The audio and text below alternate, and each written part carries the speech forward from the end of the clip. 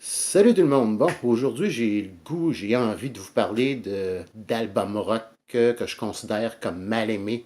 Là, je parle pas d'albums que je considère seulement comme sous-estimés, mais j'appuie sur les mots des albums rock mal aimés, détestés. Euh, des albums dont la plupart des YouTubers, des critiques, si vous voulez, euh, placent pratiquement tout le temps au bas de la liste quand on parle de classement ou de décompte d'albums, au point que c'en est devenu presque un stéréotype. En tout cas, c'est ce que je trouve personnellement. Euh, je regarde l'avis d'un YouTuber ou d'un autre YouTuber ou Rolling Stone. Pour ce qui est de certains albums, je sais pratiquement d'avance que cet album-là va être classé bon dernier. Bon, j'en ai choisi 5. Au départ, j'ai finalement rajouté un album de plus, donc il y a 6 albums que je considère comme mal aimés ou même détestés, si vous voulez. Bon, je vote le premier. C'est un album de Black Sabbath qui s'appelle Forbidden. Bon, cet album-là, j'inclurai pas cet album-là, si vous voulez, parmi les meilleurs. Tous les albums de Black Sabbath réalisés avec Ozzy Osbourne sont définitivement meilleurs que Forbidden. Je pense qu'à peu près tout le monde s'entend là-dessus. Par contre, sur les 20 albums de Black Sabbath, de là à placer cet album-là au bas de la liste complètement, je trouve que cet album-là est quand même bien meilleur que Eternal Idol, Seventh Star, Tear. C'est peut-être au point de vue des paroles, ce qu'on fait le plus gros reproche pour cet album-là, ou le chanteur, je ne sais pas trop. Je trouve qu'il y a quand même de bonnes mélodies. Personnellement, j'aime bien Can't Get Close Enough. J'aime beaucoup la guitare dans cette chanson-là. Rusty Angels, qui est une autre très bonne chanson, à mon avis. On a Get a Grip, Guilty as Hell, Kiss of Death, qui, selon moi, s'écoute assez bien. Et je placerais cet album-là plutôt entre la 12e et 14e position, peut-être, sur les 20 albums de Black Sabbath. Mais parmi tous les avis des YouTubers ou des critiques, si vous voulez, en général, cet album-là est toujours au bas de la liste, en est devenu presque un stéréotype. Donc, je considère cet album-là comme étant vraiment très mal aimé et trop détesté, bien que ce ne soit pas un des meilleurs. Album suivant. Je parle de Kiss cette fois et de ce fameux album qui s'appelle The Elder. Et avec The Elder, le son de Kiss, si vous voulez, qui se voulait comme très hard rock, euh, tourne un peu plus, si vous voulez, se transforme un petit peu plus en rock progressif ou musique symphonique, si vous voulez, un peu, mais je trouve personnellement que c'est quand même du rock, du hard rock, disons du rock teinté de progressif et de symphonique.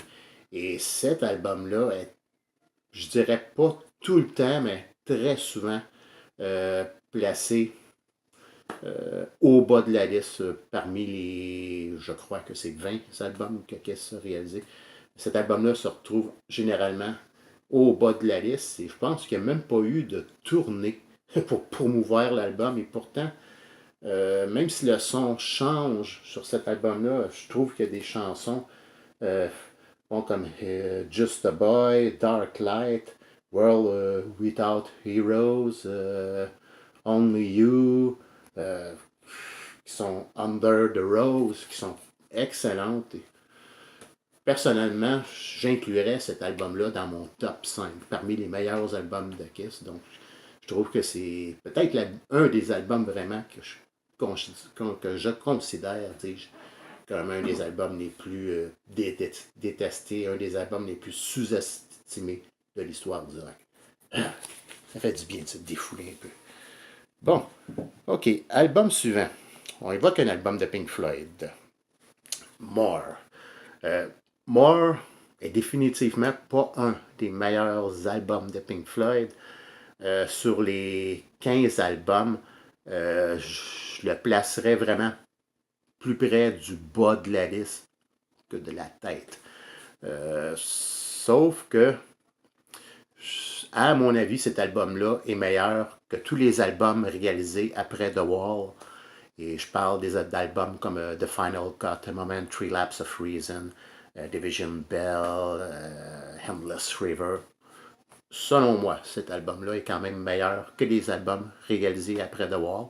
Et pourtant, en général, on a beau voir, aller voir sur le net qu'on parle de n'importe quel YouTuber, de n'importe quel critique, Rolling Stone. Cet album-là est généralement soit complètement au bas de la liste, c'est-à-dire soit 15e, 14e. Je trouve que cet album-là devrait être un peu plus apprécié. Je situerais cet album-là peut-être 10e ou 11e sur les 15 albums de Pink Floyd. Album suivant, un autre album de Pink Floyd, et je parle d'Ummagumma. Bon, ce qui est certain avec Ummagumma, c'est c'est pas un album qu'on peut considérer comme un des plus accessibles, c'est vrai.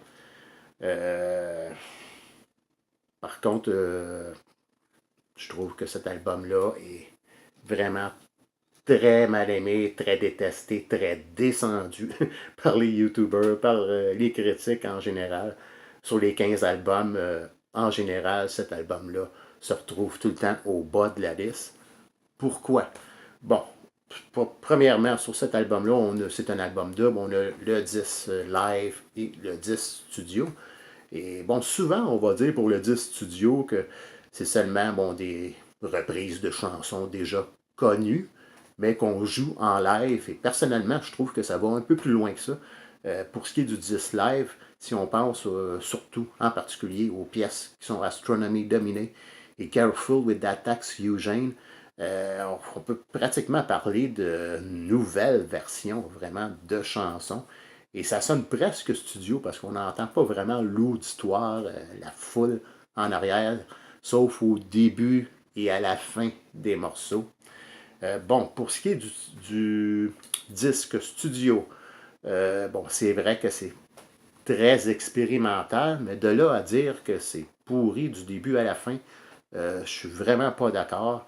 Je pense que Grantchester Meadows est une très bonne pièce acoustique de Narrow Way, partie 1, 2 et 3. J'adore la première partie qui est à la guitare acoustique.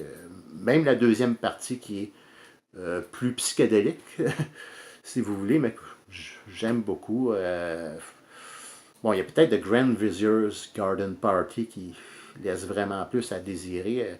Pour ce qui est de Sisyphus, il y a des bons moments. Je ne dis pas que j'aime chaque partie du morceau, mais bref, en résumé, en gros, je placerais cet album-là plutôt en 8e, 9e position. Définitivement plus qu'au bas du classement. Je pense bien que cet album-là est définitivement meilleur que n'importe quel album réalisé après The Wall, tout comme l'album More. Album suivant, je parle des Rolling Stones et je parle de cet album-là qui est Their Satanic Majesty Request. Their Satanic Majesty Request, c'est peut-être pas un album qu'on peut dire, qu'on peut considérer comme détesté au plus haut point, si vous voulez, ou au plus bas point.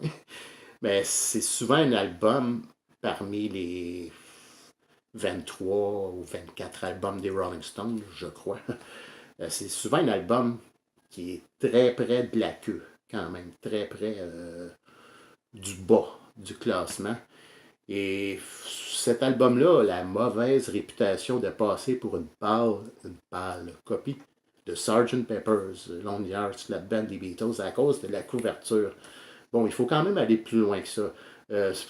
Dans l'ensemble, c'est un album psychédélique, un peu comme Sgt. Pepper's Lonely Hearts Club Band.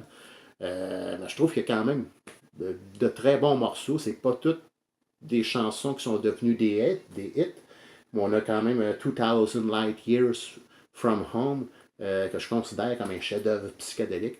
She's a Rainbow, qui est une autre excellente chanson. J'aime bien, bon, il y a peut-être un peu, là, c'est mon goût personnel. J'aime beaucoup la musique psychédélique. Et sur cet album-là, il y a d'autres morceaux que j'aime beaucoup, comme Citadel, Gumper, 2000 Men.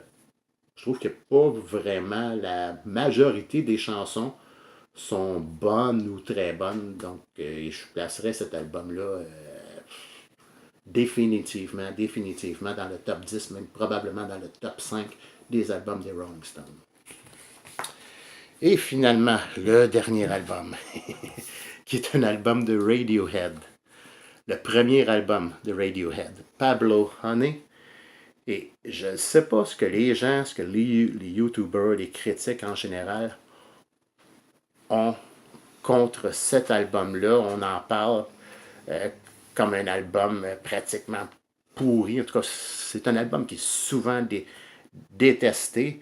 Et parmi les 9 albums de Radiohead, cet album-là se retrouve généralement au bas de la liste. Et j'ai tellement de la misère à comprendre.